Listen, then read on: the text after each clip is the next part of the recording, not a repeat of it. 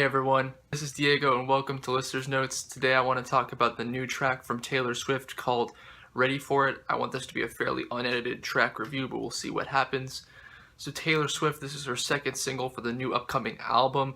I don't know the name of the album, I didn't do that research, but it's a super edgy album cover. She's in black and white. it's in 2017, it should be what we expect at this point. The first song was like this copy of the I'm Too Sexy for My Shirt song, instrumentally and songwriting wise. Like the song structure, it was the same song in that respect. And it was just so dark, so edgy, and it got a lot of flack for that, I feel like.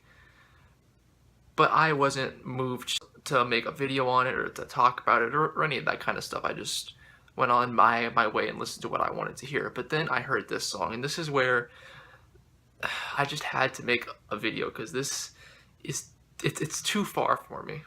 Now, talking about the song itself, the instrumental kicks off with like this distorted bass burst that reminds me of like some of the sludge metal sound things that the power violence band Full of Hell was doing on the title track of their last album, Trumpeting Ecstasy. I think it was that song. One of them had these just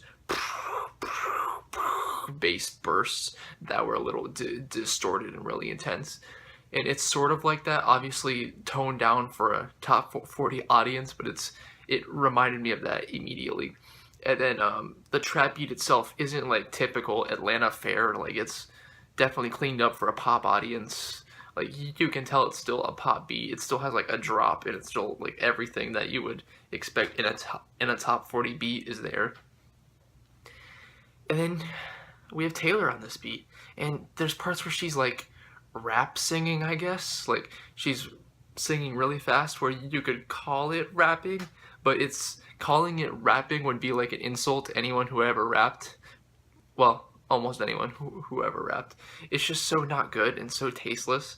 And then you get onto the hook where the singing is actually pretty good, but then there's these like occasional background vocal ad-lib things that are super cringy, and I'm just left leaving this song wondering, what the hell is the appeal of this? I guess Taylor is she's doing what every other pop star is doing. She's becoming edgier. She's going through her edgy phase, and it's really just a ploy to sell more tickets, more albums, all that stuff. She's already siphoning money from her fans through her Ticketmaster scams. She might as well do it like this as well and just get as many people as she can feeding her pockets. That's essentially how I take this song. I don't think the beat sounds bad. For the most part, Taylor's performance is alright. Like, there's some parts that are bad, and there's some parts that are good, so I guess they cancel each other out, so I'm lukewarm on that as a whole. And then the song as a whole, I'm kind of lukewarm. My other big complaint is that the lyrics are god-awful, but still, it's an okay song, but I can't endorse it. It's just so forced. It's so disingenuous to who Taylor Swift is. She's just making this sound because it's in. It's because we're at a day and age in 2017 where someone like Jake Paul can make a trap song and it'll chart, like seriously chart, like hit good levels on the top 100, which is absurd to me. But that's kind of just the day and age we're in. Everything has to be a trap beat. Everything has to be dark and moody and atmospheric and just overly sad but overly edgy.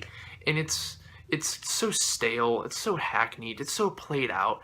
It's just tiresome at this point. I don't really see what Taylor Swift doing this sound really adds to the aesthetic. Like, what does she bring to trap that hasn't been done already?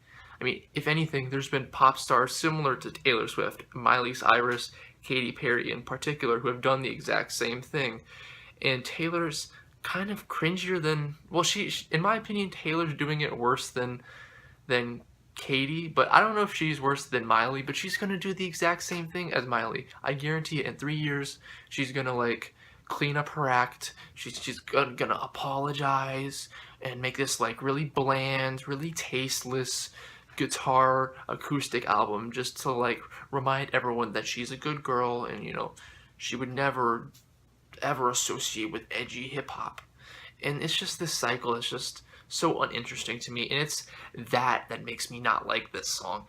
It's the idea of that. It's not, this song's alright. I can put it in the background and forget it's there. It's not like the most disgusting thing ever, but it's the idea that this is just a ploy to sell that really bothers me. I don't know. It's a no from me. I don't like it. It's in bad taste, in really bad taste actually, and I don't really see again what Taylor adds to this sound at all other than filling her own pocketbooks, to be honest. But maybe I'm wrong about that. Let me know what you think about it in the comments below. Thank you for watching, and I'll see you on the next video.